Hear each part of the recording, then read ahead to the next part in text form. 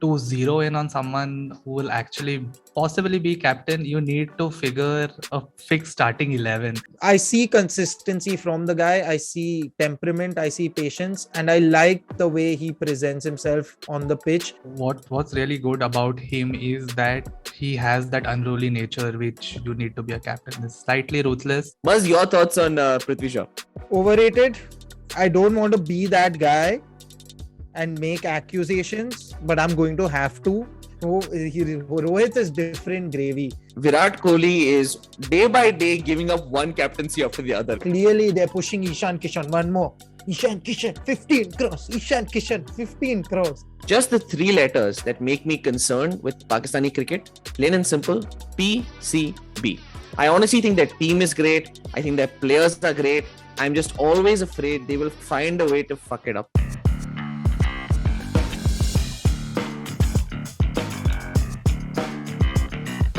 Hey everyone, and welcome back to another episode of All About Sports, the podcast, a podcast by the fans, for the fans.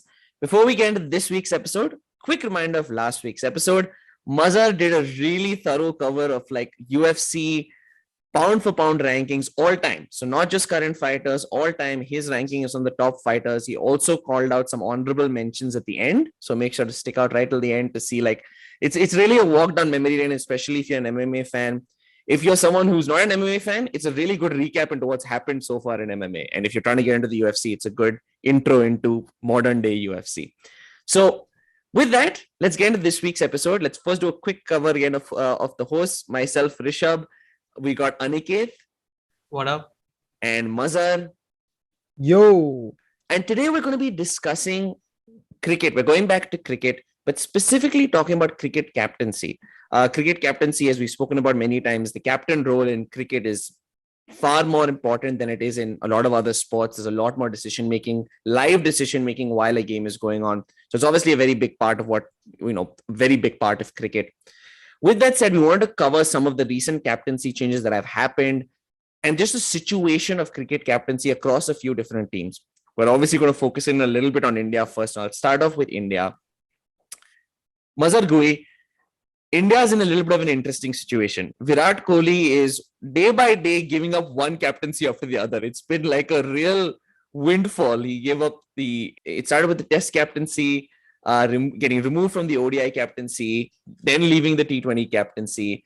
Now he's also given up the responsibility of captaincy for RCB. So I think he's pretty much done. I don't think he's captain in any format, in any league. He's no longer captain.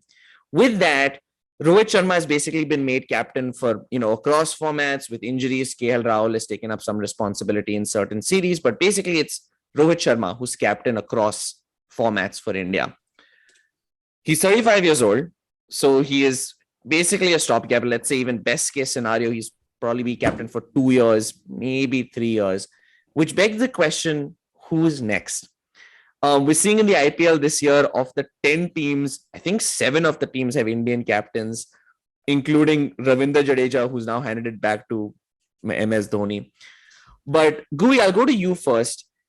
Who do you think amongst the crop of Indian captains that is coming up, the crop of Indian talent that's coming up, who do you think is a prime contender for taking over that captaincy's role post Rohit Sharma? So someone in the 20 to 35, not 35, 20 to 30 age category.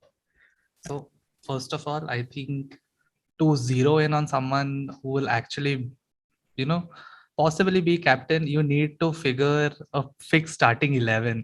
There are so many ins and outs of our starting 11, mostly because of, the plethora of choices which we have, which we change the top 4 every other day barring one player, right? Or 2 players.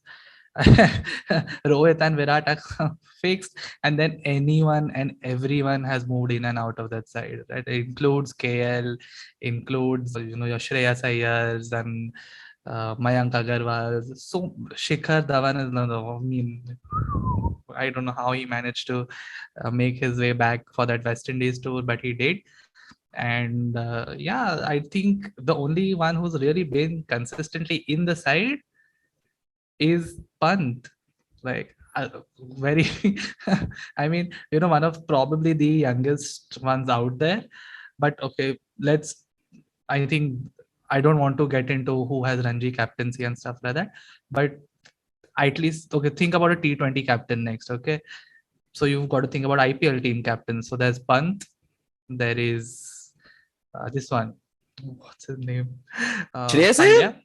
Pandya. There's Pandya. Shreyas Iyer. Pandya. Pandya. There's Yep. Shreyas Iyer also. Okay. Mr. Jadeja has proven why it is important that you get a chance to lead when you're young. I mean, okay, again, I don't want to take anything away from him because maybe he never had the chance to, be groomed in that fashion. Or some players just don't have, the knack of managing a side and much larger things than the technical craft that is bowling and batting and fielding. Gui, I'll let you continue on from that point, but I wanted to quickly cover what you said about Rishabh Pant. And I think I love the point that you made, about the key to being captain is first being a consistent player in the 11. Because we're seeing this, with a lot of players. Can we assuredly have them in the starting 11? Pant, very quickly to recap again, I don't know his Ranji captaincy stats, but specifically in the IPL, and I think this includes the games, not including today's game, but before that, he's had 25 matches in the IPL, won 13, lost 12. So he has a win percentage of about 52%. He's been, he's been decent. I don't think he's been exceptional, but he's been decent. But I do want to call out his batting, Gui, because I think that's a big thing that will ensure he is at least in the squad. In 2021, he averaged 39 runs, which is not terrible. This is Test cricket, which is not terrible given the fact, of how low he kind of bats in the order. He's batting sort of low end. So far, he's only had 7 innings in 2022, but he's averaged 54.8. We all know how emotional that victory was against Australia, which obviously Pant was critical in. He's really solidified himself as the wicketkeeper for Team India across formats, which at an initial point we were thinking, maybe he will, maybe he won't. And I love that call out, Gui, because we all know there is a bias towards wicketkeepers for captaincy, right? It's like the wicketkeeper sees the entire game, he sees the bowling, he sees the field, and oftentimes what we see is a wicketkeeper ends up being the vice captain because, like, chalo, captain's out, like, just make the wicketkeeper the vice captain. They can just sub in for them. So it's always a good option. But Gui, I'll let you continue with your point. What else do you have going on for Pant that may have you excited? So what's really good about him is that he has that unruly nature which you need to be a captain. Is slightly ruthless. Oh, okay. I mean, I don't want people to think that his jovial side is kind of a downer in terms of captaincy. Like, you don't have to be intense. You don't have to be like I mean by intense in the sense like facial expression wise intense. You don't have to be Ganguly. You don't have to be Dhoni. You could also be like someone who's laid back, but yes, also intelligent in the sense that I am ruthless about my decision making, right? And then do whatever it takes to keep the game running, whether it's chatting up the batsmen or giving it back to the bowlers, which is where I felt like even with the game in the IPL where that no ball wasn't given, like it's a bold move, right, for someone in his early 20s to just say like, okay, this is it, we're out. It's like it's an impulse decision. Okay, maybe the spirit of the game should have carried on and things of that order, but it at least tells you that the guy has character and belief in himself. Like, okay, I'll stand by this decision, whatever the fine, other repercussions. Maybe this goes like against him in a lot of conversations when it's coming up about captaincy. Because well, apparently you need a level-headed individual, blah blah blah, and all of those things. But nobody said that about Kohli. Just saying. And I obviously have a bias. I myself am a Rishabh. I'm rooting for most Rishabhs. My grandmother, since Rishabh Pant has been in the squad, has been rooting for him wholeheartedly. Every innings he has. She's Malayali, so she roots for Sanju Samson and Rishabh Pant wholeheartedly. And my grandmom follows way more cricket than I do, knows way more about cricket than I do. But Maz, let me shift it over to you now. Obviously, a huge amount of compliments towards Rishabh Pant. Do you have a similar pick that you had in mind, or were you thinking someone else? I have a lot of doubts around Rishabh Pant. I have been supremely impressed by his batting and the maturity shown on the pitch in Test cricket.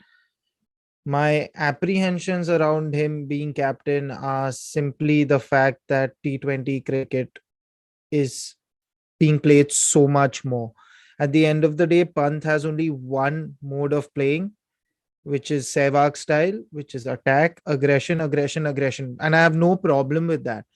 My worry is what happens when he doesn't perform. Does that affect the way he captains the team? Would he still hold that much of an influence when he doesn't play and a couple of innings well, or doesn't do well in a couple of test matches? What happens then? That's my biggest shadow of doubt that I have to cast on Rishabh Pant as captain potentially in the future. There, like you said, I think you and Gui rightly pointed out one major aspect, which is the fact that India doesn't have a fixated 11. I think that's supremely crucial as well. I firstly, it's just absurd how Kohli was removed, and then they were like, "Oh, we wanted to shift the responsibility of having one captain across formats." Then they went and did the same thing and handed Rohit Sharma all All the three formats. formats. Like, it's so clear that Ganguly and Kohli can't see eye to eye. I in the beginning I was trying to take Ganguly side, saying that maybe there's someone else influencing all of this on the back end and so on and so forth. But I think it's pretty evident now that even Ganguly has it in for Virat, and that's probably ever since the Kumble incident. I think Ganguly is just frustrated with what happened with Kumble, because obviously Ganguly has that liking for Kumble, was a great teammate of Kumble. They both worked in tandem extremely well. So I don't know. I think that is extremely disappointing. I just wanted to highlight that for those who don't know or don't follow why, what happened. Even we don't know. This is me assuming things again. But on the face of things, it just seems really absurd to me.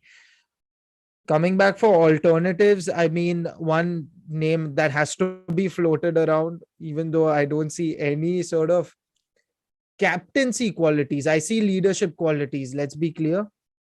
But I think being a captain's very different. You need to be an extremely vocal member in cricket. That's just my opinion of it. I'm going to say Jasprit Bumrah. Of course, he's again another person who cemented his place in the side. No doubt, whenever a wicket is needed across formats, he's delivered. Regardless of the IPL he's had, the Mumbai Indians have been absolutely disgraceful. So I don't want to fault Bumrah. Also, what batsmen are doing is simply playing him out because they know they can feast on the other bowlers, especially Jaydev Unadkat being the sort of scapegoat in a lot of ways. Not the scapegoat, because I mean he does get hit, so he's not a scapegoat. People aren't calling him out for no reason. I mean the stats prove it. So what I'm trying to say is I think that's the only reason Bumrah's not taking wickets in T20s, which I'm very happy about secretly, because for me Bumrah is my test bowler, number one test bowler after Shami. When Shami's on form, I think he's the best bowler in the world after Cummins. I would go so far to say that he is the world number two test bowler for me when he's on form. Bumrah's also there. Bumrah has a knack of picking up wickets whenever. Obviously, Shami needs the pitch to work out in some ways at times, but his seam and all of that in swing. I'm going to go into this masterclass of bowling and all, which I don't want to get into. Let's get back to the main point. Yeah, so I would say Bumrah, I'm not saying he should, I would say that he should be the next captain, but I would be more comfortable in having Bumrah as captain rather than Rishabh Pant, because I know Bumrah's confidence will not drop even if he doesn't pick up wickets, because he bowls the same way. And there's always that smile on his face, accepting the fate of a bowler and accepting that there are days when it does not go your way because it is a batsman's game. So I think those are two crucial factors. For me personally, I just love KL Rahul. I would, whether he's in form or not, for me, He is my opener alongside Rohit Sharma. He needs to take up the mantle. He should be playing all formats of the game. There's no doubt he's the best T20 batsman in the world right now, alongside Jos Butler. So for me, KL Rahul is my next captain. He is the future. And honestly, I think they should mold Shubman Gill into becoming the future test captain. It's very important. So I see consistency from the guy. I see temperament. I see patience. And I like the way he presents himself on the pitch. Even in a team with Hardik Pandya as captain in Gujarat, he's held his own. And that says a lot about Shubman Gill as well. And KL Rahul, it's insane. He's having a fantastic IPL, but somehow in this bizarre of bizarre seasons, he's 200 runs behind, a little less than 200 runs behind in the orange cap. I don't understand. Jos Butler has hit, I think he's beaten like what the IPL totals, like usually like the end of season purple cap holder, what usually teams will have. He's pretty close. Oh, sorry, orange. Sorry, I always confuse the two. What the orange cap leader will have at the end of season. He already has some like 584 runs or some ridiculous total like that. But that's a good call out because he's really proven himself in all three formats. I remember, I want to say 2019, KL Rahul got dropped from the test squad, really proved himself in limited overs and now has earned his place back on the T20 squad. And frankly, he's done a pretty good job of captaincy. He's been given the captaincy a couple of times for Indian captaincy. He's done a good job with Punjab in IPL last season. He's done a decent job so far with the Lucknow Super Giants. He's doing a decent job with them. Again, IPL, to some extent, in my opinion, overinflates the value or underinflates the value of captaincy, in my opinion. But in lack of any other data, it's helpful to sometimes look at. Last thing I will say about KL Rahul is he's 30. So 2 years down the line, 32, it's not crazy. It's borderline, but it's not crazy to have him be captain again. If you're making Rohit Sharma captain at 35, this is a kind of a step up in many ways. But it's very much like I mean, okay, Rohit, there's no other option, right? Like the moment Kohli was out, like if we don't make Rohit the captain right now, someone's going to come for our head. So just do it. Okay. Now, I mean, people have been asking for it for a while now, right? So, and he's probably the most obvious choice considering how much he has, for how long he's been a captain. And okay, vice captain also. KL is vice captain now. I think he's going to transition fairly easily, but my worry is he'll have to bring his own game completely, like Rohit style versus his style versus Kohli style. Like there's no the progression is so strange because none of them seem like they have any likeness in terms of the way they would approach captaincy. Like one's super aggro involved, the other's involved but yet extremely toned down, at least from the visual perspective.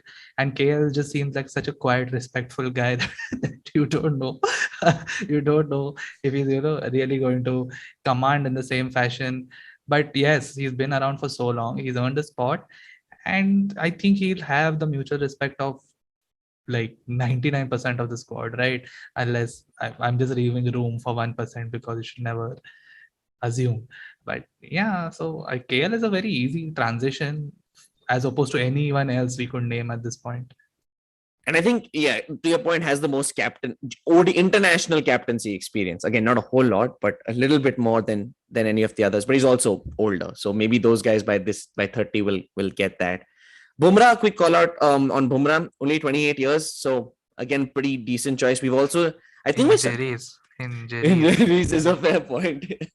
Injuries are a fair point. And I think the one thing I will say is I want to say as a society, but I mean more just in cricket, I think people have become more open-minded to bowling captains. Maybe it's just like you're running out of players and you need to just get people in.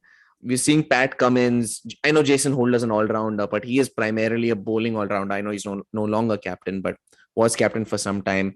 We saw Waugh take over for Pakistan for some amount of time. It's some interesting choices that we've seen teams make that allow for bowlers to become captains. So that possibly opens up an option. My shout out, though, for captaincy, who I think is potentially next in line, is Shreyas Iyer. He's one of those more obvious choices. He's a guy who's to some extent been somewhat being groomed. 27 years of age. His IPL record, I don't know if this includes his Calcutta or not, but 41 matches, 21 wins, 18 losses, 2 ties somehow, and a win percentage of 54%. I don't know how maybe he should be New Zealand captain if he has this good record with ties potentially. But I think he's an easy choice. And I honestly think, look, I'm a big Kohli fan, and Kohli's fans actually, Kohli's performances actually are getting slightly undervalued because he is actually pretty consistently getting 50s. He's just not converting them to hundreds. So I still think he's earned himself enough room to still be in the team for some time. But the further along this goes, Kohli's form, like if it hypothetically depreciates from where it is now, I think Shreyas Iyer is the natural succession to that number 3 spot, barring, Shubman Gill, assuming Shubman Gill's an opener. Assuming in that situation that Shubman Gill's an opener, I think Shreyas Iyer is the natural successor to that number 3 crown, which could be interesting, right? Number three is of the positions that kind of get solidified. Your main pace bowler, your main spinner. Number 3 is probably the one batting position that gets somewhat solidified along with your openers. So I think he opens himself up to a little bit of opportunity. I think he's shown pretty good temperament in his captaincy so far, as well as a batsman. I think in his debut test against New Zealand, I remember he scored a century, had a great series against New Zealand in India, though. So I think he's naturally looks like a good fit. The one person I wanted to call out, because, and we can switch over to some of the other teams really quickly, and I'll let either of you get your thoughts on it. What's going on with Prithvi Shaw? Because I thought, like, when they won the World Cup, India won the Under-19 World Cup, I thought, like, this is sure shot. Like, it's just a matter of time. What is going on with Prithvi Shaw? Like, he's having a decent IPL. He's been doing decently. But is he consistent enough? Like, I was looking at his stats, and the drop-off from international, he's only played 6 ODIs and 5 tests. He's averaged 31 in ODIs, 42 in tests. This is all international. He's obviously a good first-class cricketer, averaging almost a 50 in list A's. I don't know what that is. He's averaging 56. It's first-class cricket. Yes. First class, okay. So he's averaging about 56. Where do you see any, I'm assuming you at least see a crack. There's a possibility, but what are your thoughts on Prithvi Shaw in general and his potential future? Mazhar does not sound optimistic. Gui knows my answer to this as well, so let him go first. So here's the thing, right? The drop off was immense, and then he had that one incident where he unknowingly took medication, which he again that unknowing medication which had substance he did not know was on the banned list of substances. Whatever, don't care.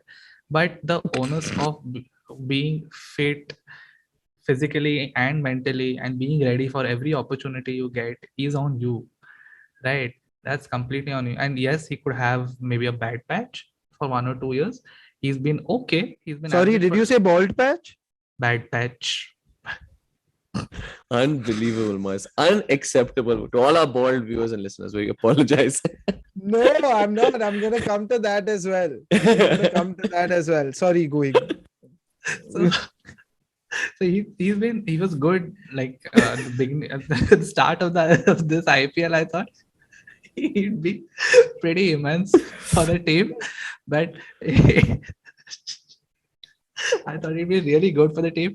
But yes, with the likes of Warner coming back, maybe he's not had to do as much.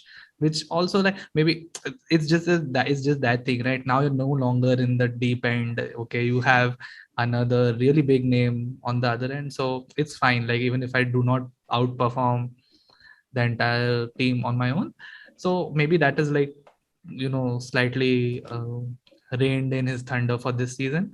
But I don't think he's been completely awful or bad.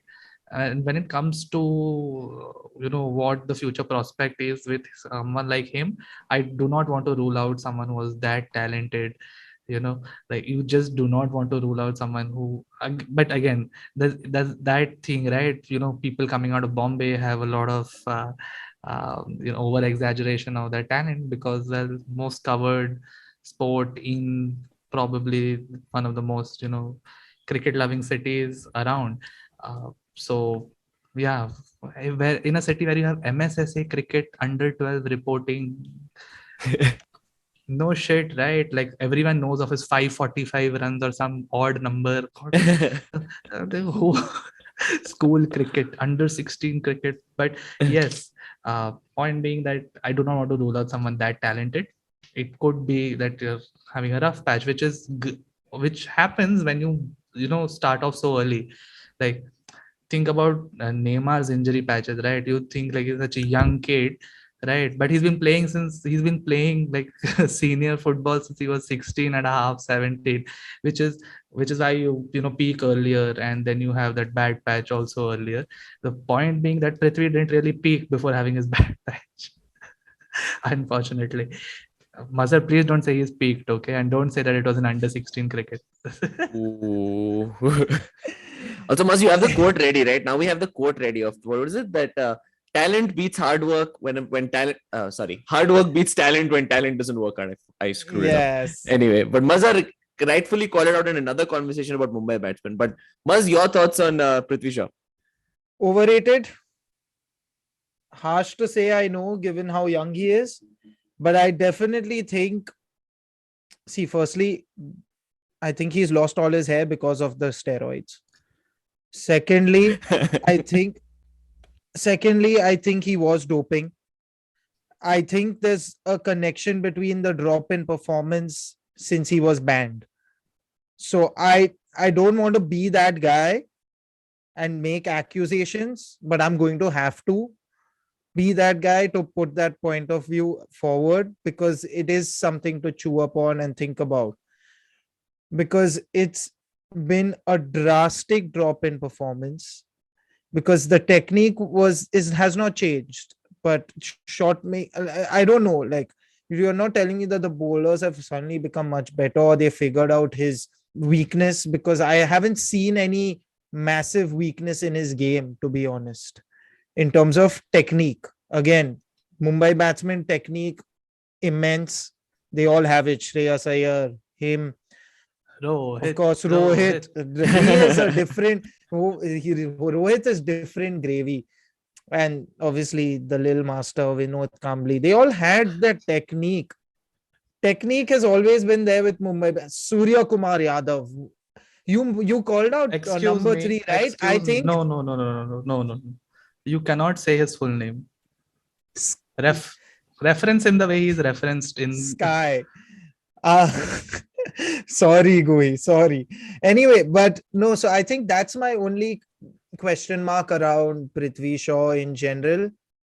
Also, he is going to slowly get sidelined if Shubman Gill keeps performing as he is, because there aren't too many more slots remaining. Shreyas Iyer is sort of solidified now as long as he stays fit.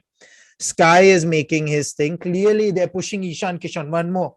Ishan Kishan, 15 crores. Ishan Kishan, 15 crores. Mr. 15 crores has taken 15 dumps already in the IPL. Never mind that. So, there's enough of talent out there proving their point. Prithvi Shaw needs to perform, or then he's going to be shown the door very soon, because they will support him till a certain point. There's enough promise. But I don't think Dravid is going to bat an eye again towards Prithvi Shaw, because even his attitude has not been right. In his interviews, he seemed a bit cocky to me.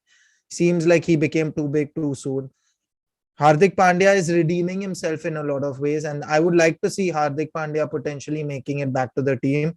God Shardul has been performing well, so it makes it interesting. But I like that there's competition in that spot. I wish Shivam Dubey had some footwork in his game, because then even he would be pushing for that. Venkatesh Iyer started off well, had a good Ranji. He's seeing a slight slump, but that's because KKR have also lost all their games consistently. And that is due to him not performing. So just tells you that even he's becoming a cornerstone for an IPL squad. Again, well, reading too much into the IPL, but that's the only thing we have to go by. So as long as this competition comes up for the all-rounder spot, that free spot for that position that Prithvi Shaw is going to be fighting for is gone. So I think in terms of that, I don't foresee Prithvi Shaw being in the Indian team for a while. And we're seeing more and more how valuable. I mean, all rounders are always valuable, but now we're seeing so many teams bat so deep. Like every team in the IPL, I feel bats to 7 or 8. It's ridiculous. Australia Krishna, does the same thing. They sorry to bat cut like you off. 9.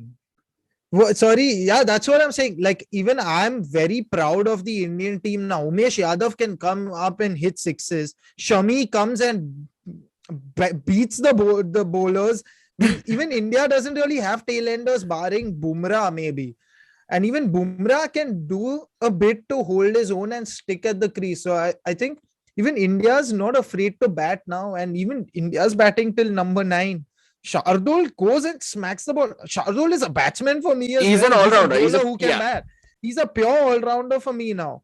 So I think things are changing. Siraj does a bit as well now. We've seen him improve. So I think that's the good thing about cricket now. Everyone can bat and needs to bat. You can't just, unless you are a Rabada level bowler and Bumrah level bowler, then it's different. Otherwise, you need to bat. Prithvi Shaw can barely bat right now. His fielding is miserable. And obviously, he can't even roll his arm. He's not even a pie chucker. So, I mean, nothing works for that guy. It's just the circumstances he's in. Opening batsman slot is gone with Rohit obviously there and KL in the form that he's in. There's no position for him to fit. If at all anyone gets injured, Shubman straight slots in there. Because right now Shubman is anyway deserves a place, so he's playing 1 down or 2 down depending on where Virat plays. And I think the point at which I realized that every Indian batsman started to is, every Indian bowler now can bat a little bit is it's our pace bowlers. It's not just spinners. We now have like pace bowling all rounders. B, Ishant Sharma can hold a bat. Like literally when Ishant Sharma came into cricket, I thought he was holding like, when we were kids and we hold the plastic bat and your dad is playing with the plastic bat. That's how Ishant Sharma used to look. And now he can hold, like he bats decently. He can stick in there. I do better than Jamie Anderson. Better than Jamie Anderson. Oh, not even close. It's not even close. He's way better. I do want to. So we talked about how big captaincy is. We'll move away from India for a little bit. Completely fair. Good news for Prithvi Shaw is only 22, so he has time to redeem himself, but he's way behind on the pecking order. Let's move to another country, our neighbors, Pakistan. We know how a captaincy can revive faith in a country. Like India's cricketing love, in a lot of ways, goes down to Kapil Dev. It's because of 1983 that India is as obsessed with cricket as they are. Imran Khan, in my opinion, did a similar thing when they won the 1992 World Cup. They've come to a stage where Pakistan cricket, in my opinion, is on its way up. Their bowling looks pretty solid. Shaheen Afridi has been a phenomenal performer in the last years. Mohammad Amir is back in the team and showing, especially in Australia and New England. He's inconsistent, but Australia, England, sometimes he performs pretty nicely. Muz, Babar Azam is 27 years old. He's taken over all 3 formats. Is this the rise of Pakistan under Babar Azam? I don't think Babar Azam has had to do much as captain. He's a phenomenal batsman, no doubt. He's probably the best batsman in the world currently on form, but they just find talent, man. That country just produces talent from nowhere. And they've obviously in T20, they've been the most dominant side, right? They've been the most consistent side. I wouldn't say dominant because the World Cups prove, I mean, yes, they have won, but the point is they just find talent, young talent, and they play fearless cricket. And that's the difference because they have no pressure. There's absolutely no pressure from media in their case. They are playing their cricket. Why I'm most impressed is they aren't even playing cricket at home. They play in Dubai. They train in Abu Dhabi, Sharjah, where all. Then they go, they play their Pakistani Premier League. They produce some more talent. Then they go and play these ICC competitions and they absolutely kill it. So I just think Pakistan has always produced talent. Finally, they're coming together as a team. They've always had the individuals. Now they have consistent performers who are able to perform in pressure situations, and that's made the difference for me. That test series, their last test series, was phenomenal to watch. The fact that every game went down to the wire and they didn't crumble under pressure and took it, saved a match, won a game. They would have won that final test as well if it wasn't for the rain, if they had enough time. So it's been great to watch, honestly. Maz, that's a perfect recap of the Pakistani situation. Just the three letters that make me concerned with Pakistani cricket, plain and simple, PCB. I just am always nervous. The same with the West Indies situation. I'm just always afraid they will find a way to fuck it up. I honestly think their team is great. I think their players are great. And it's one of those strange things where, like, I want Pakistan. I know I'm an Indian cricket fan, but I want Pakistan to be good again. I miss the days of like Wasim Akram, Waqar Younis, Abdul Razak, Mohammad Yusuf. I miss that. I miss competing with them at like a high level outside of T20 cricket, in ODIs, in ODI tournaments, tests. So I'm excited to see the future of Pakistan cricket. Gui, let me go to you on the two other teams that I think are slightly interesting, and I'll let you talk about whichever one, whichever order. Australia and England. Let's start with Australia. I think Australia's in a weird spot where Aaron Finch has actually been a phenomenal captain in their limited overs format, right? He's been very, very successful. He's not been as successful as a batsman. And what we've realized is, as good as you are as a captain, your time runs out if you don't perform with the bat. We saw the same thing with Saurav Ganguly with India, right? He got a really extended leash because of how good he was as a captain. But eventually, once your batting starts to drop, and if you get a coach named Greg Chappell, Ian Chappell rather, no, Greg Chappell, eventually you will be dropped as captain. So they're in a weird spot where I think eventually they're going to have to think about some alternatives to Aaron Finch. Marnus Labuschagne is coming up as this key batsman, probably the counter argument to maybe best batsman right now with Babar Azam. He's probably the one competing. He's probably in contention. You have younger guys like Mitchell Marsh who are now starting to show a little bit of consistency. Travis Head in the test side. We also know from a test perspective, Pat Cummins is taken on, but never really seemed, to me, it always seemed like a stopgap. Like, oh crap, like the Tim Paine fiasco happened. We got to put someone in. Cummins is like a well-tenured bowler who will always be in the squad if he's fit. So that's Australia. Interesting situation there. England, on the other hand, similar situation, right? Limited overs cricket. Eoin Morgan is their most successful limited overs cricket captain by far, but he's getting old. And I think he's been a pretty successful captain. He's just been getting old. We've already seen Ben Stokes start to take over in tournaments that he's been injured. Ben Stokes recently taking over the test captaincy as well from Joe Root. I think Ben Stokes, if I'm not mistaken, is like 27, 28. I don't know his exact age. But 27, 28, probably has, a few years left in him. He's 30. He's actually 30. He's 30. Okay. So he's probably a little older. Gui, I'll let you take either one, either order. Australia, England, future of captaincy. Where are they going? It seems a little bit hazy, in my opinion. So with coming to Australia first, right? They are, that squad is just like, it has players who, almost kind of peaked and now have stabilized, but they don't seem to be like a congregation of world beaters anymore, right? They're good, they're really good, like no doubt about it, right? But again, there was a point in time where they'd probably beat everyone in the world, and that hasn't been the same for a very long time now. But what I do think is, the reason wasn't Steve Smith captain. Well, he was, right? Like, what's the harm in making him captain again? Like, just is there a ban on him being captain? I don't think he's playing, right? No, he can be. He's playing and he's back in the squad, if I'm not wrong. So if you're having like a dicey scenario, because he's 32 is not like, oh, it's okay. Like, a lot of players play past 32, and for at least a good 3 or 4 years, he knows what he's supposed to do. You don't have to groom him into captaincy at all. All right. So I don't really see the harm, barring an image issue. You're willing to make a cheater a captain and whatnot can come up. But again, if everyone's past that, maybe he's the best bet. Like, go for someone who's probably even more seasoned than your current captain, right? And is one has been, at least if not currently, has been one of the top three big names in batting, and for a very long time. It wasn't like a phase, right? Everyone thought he started off as a leg spinner, became a Correct. and then like a very odd technique batsman, but really good, right? And he stayed there for a very long time and captained well. So if you ask my honest opinion, because I don't see someone who's really there in that squad who could take on the role for a very long time, I would say just throw it back to him until someone else is prepared. Coming to England, all right, England is a weird one. Like, that team just does not impress me at all, barring one or two players.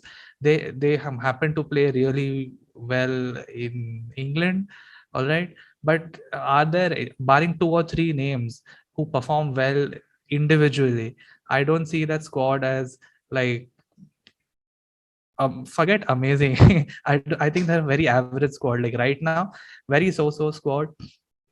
The point being, they don't have anyone who's captain material, much like Australia. I don't see someone who's done, because again, uh, the amount of time Owen Morgan has, you said Owen Morgan has been the most, no, he has the best record as limited overs captain, right?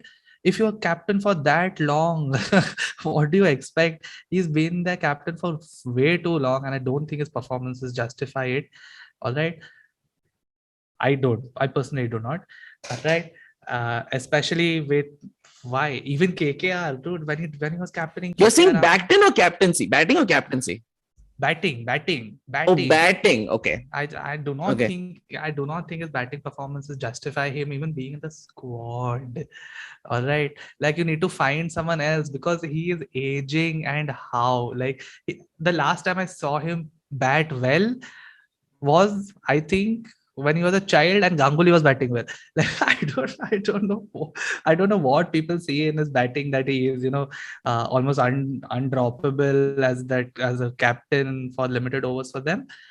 Ben Stokes, I am more convinced of like the Smith argument than I am of any argument I could make for England's next. I think that this is the peak of English cricket. I mean, they got lucky that they got a World Cup out of it, because not a lot of teams, their peak aligns with winning a World Cup. And I think that this is their peak, right? Jimmy Anderson is on his way out. Obviously, Stuart Broad's going to be on his way out.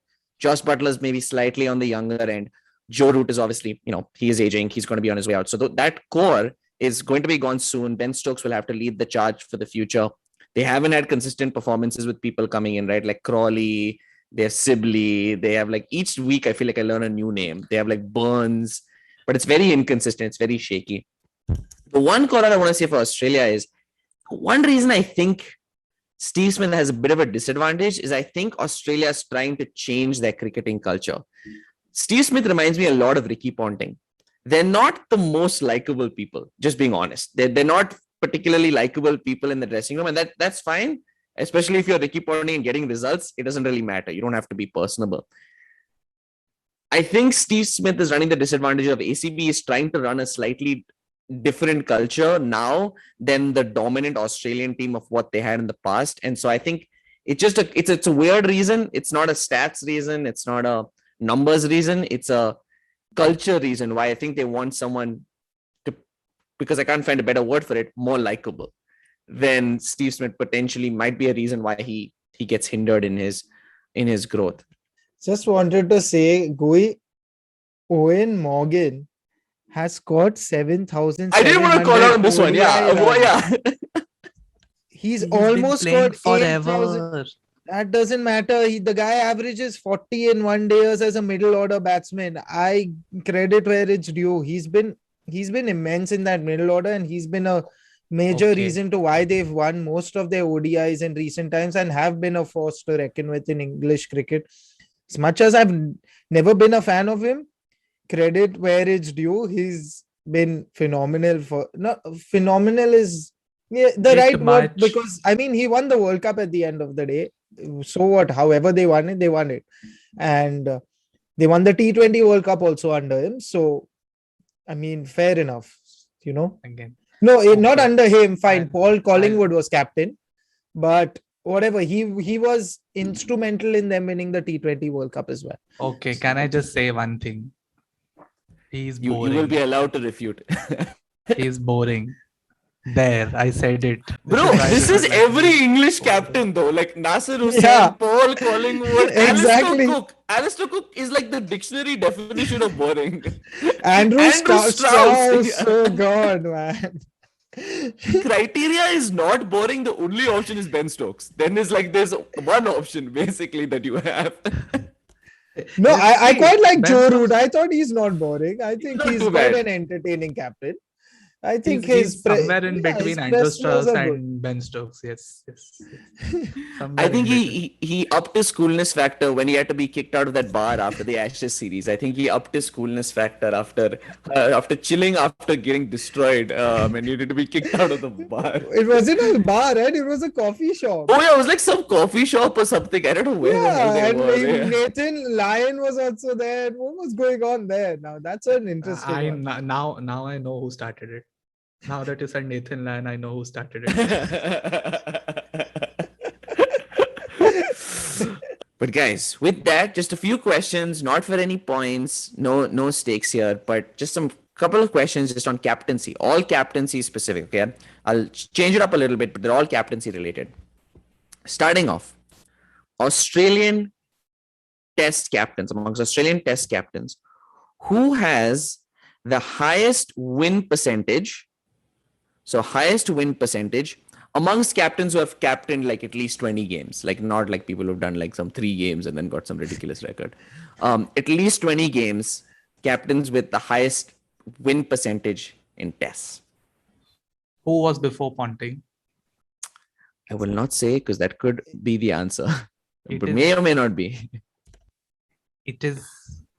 I'll give you all a hint. It is a brother. I know who it I, He's a is. brother. I just know. I need to know the first That's name of the easy, brother. man. Krishna. Oh, Who is you're it? confused with it. Okay, so Krishnan, that was such a bad hint, yeah. Like that's Arey, giving but the answer everyone- practically. No, yeah, I think No, he no. had it. I think I he had had it. the answer. Come on.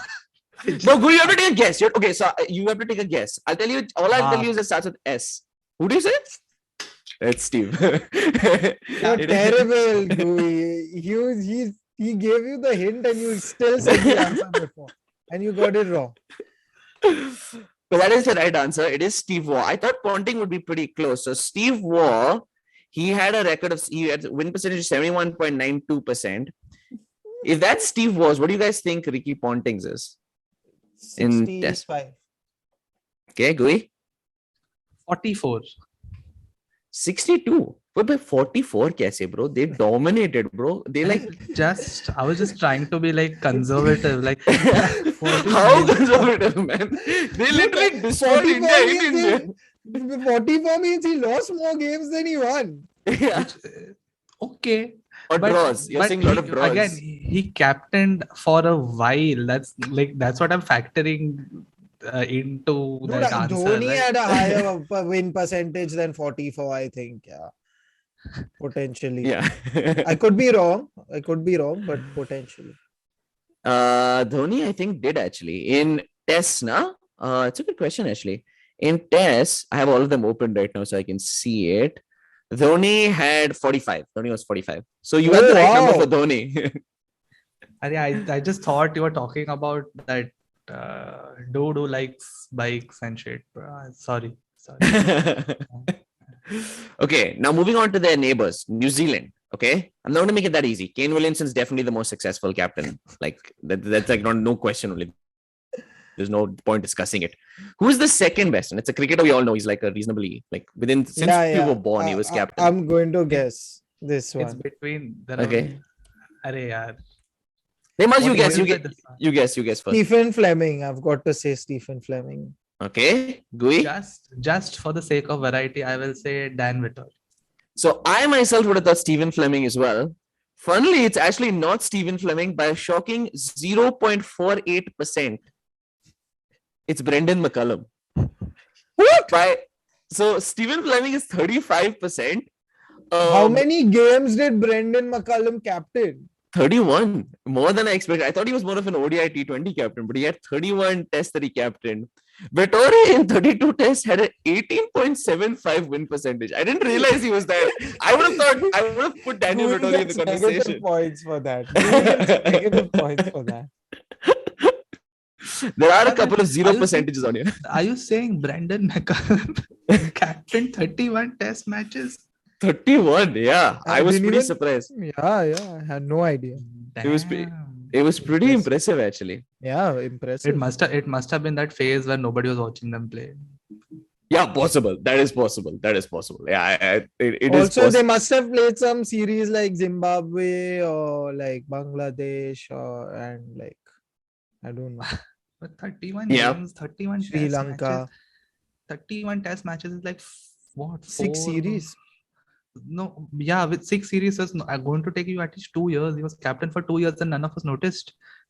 No, I knew he was captain. I knew he was But- test captain. I just didn't know he was captain for 2 years. Now that you said it. Yeah, that's true. A lot longer than I didn't think so as well. I thought he was ODI captain and stuff for long, and Vettori was doing test. I didn't think he had that many test matches. With 18%, not anymore. Yeah. With that, let's move on to India. I'll make it slightly tougher for you in India, okay? I'm going to give you 3 captains. Mahendra Singh Dhoni, Saurav Ganguly, and Mohammad Azharuddin. Order them in terms of who has captained from most games captain to least games captain. 1, 2, 3. Dhoni, Ganguly, Azharuddin are the 3 names. But okay, you mean Oh, in all ODIs, formats. pardon me, in ODIs. Hmm. If you would have said- Dhoni, Go on. Ganguly, Azharuddin. Okay. So chronological order. So Backwards. If you would have said all formats of the game, I would have just said whatever in whichever order you asked the question. That is the The same one. yeah. But now that you said ODIs, and I feel like you added this just for no reason, just to stump me. Now, That's the goal, Ergo. No points, bro. No risk. okay, the very little T20 cricket being played in Ganguly's time. So I'm just going to say Ganguly, Dhoni, and then Azhar. And the joke would be on us if Azhar is number 1. So it is. So Dhoni is number 1. It's actually Azhar number 2 with 174. So Dhoni with 200, Azharuddin with 174, Ganguly with 146. I would not have thought that. I would have definitely thought Azharuddin had fewer than Ganguly. But Wow. I guess it's just a ton of games that he captained. So super impressive. Same question, and this is the last question. We're sealing the deal on this one. Exact same question. Order them by win percentage. In ODIs, only. again, in Yeah, ODIs, in ODIs. Okay. Dhoni, Ganguly, Azharuddin. Dhoni, Ganguly. So Mazhar sticks with the same order. Gooey. So yeah, I don't think the 90s were particularly rosy for us, right? And Dhoni, yes, Dhoni number Okay. 1. Okay, 1 minute. Hang on. Dhoni, Azharuddin, Ganguly, Dhoni, Ganguly, Azharuddin. Because we Even then, how lost that many- World Cup as well. That we got knocked out of that World Cup only early in 2007. But that was Dravid. That was Oh, that Dravid. was Dravid. Right. Dhoni, Ganguly, Azharuddin. Yeah. 1 second. How many games did you say all of them are captain? So Dhoni is 200. 200.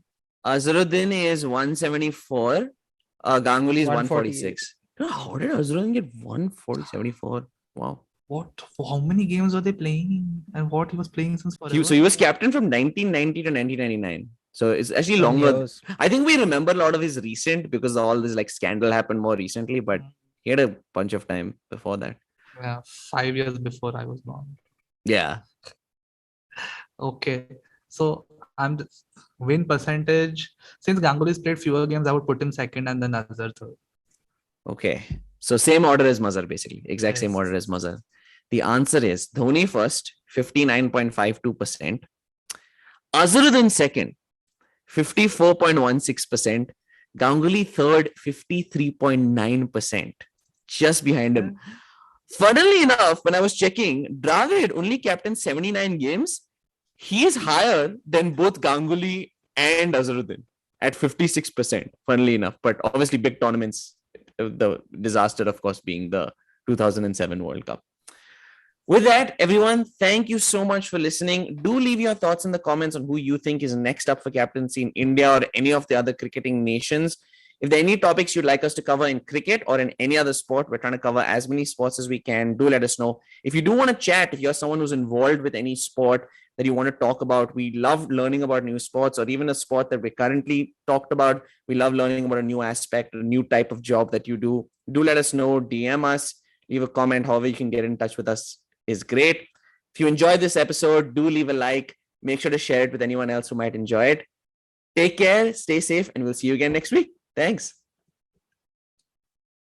If you like this episode, make sure to leave a like and share it with anyone else who might be interested. You can also subscribe on any social media platform that you prefer, and all our links are in the bio. We also have a website with all our episodes as well as blogs and a whole lot of other sports content, so make sure to check that out as well.